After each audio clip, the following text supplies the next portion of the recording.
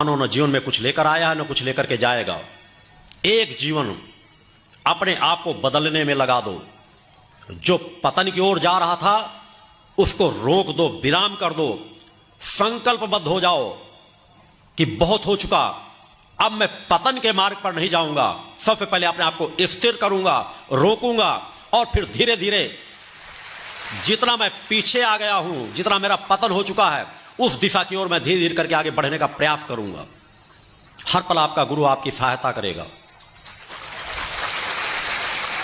आप उस दिशा में बढ़ने का संकल्प जो लिया है सतत उस दिशा में बढ़ते रहें। भक्ति मानव कल्याण संगठन का मार्गदर्शन आप लोगों को बराबर प्राप्त होता रहता है। जिन जिलों में महाआरती होती है उस महाआरती महीने में एक महाआरती होती है, उसमें आप लोग अवश्य से पहुंचा करें।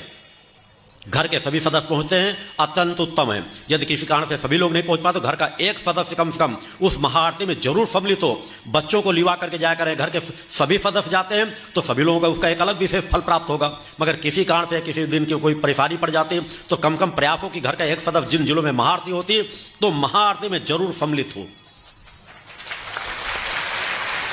हर महाआरती के फल को मैंने अपने यहां के दिव्य आरती से फल से जोड़ा है, समान भाव का फल प्राप्त होगा। क्या आप वहां के अपने जिले की भी महाआरती को अटेंड कर लेंगे, सम्मिलित हो जाएंगे तो एक यहां की मूल ध्वज की आरती के बराबर आपको फल प्राप्त होगा।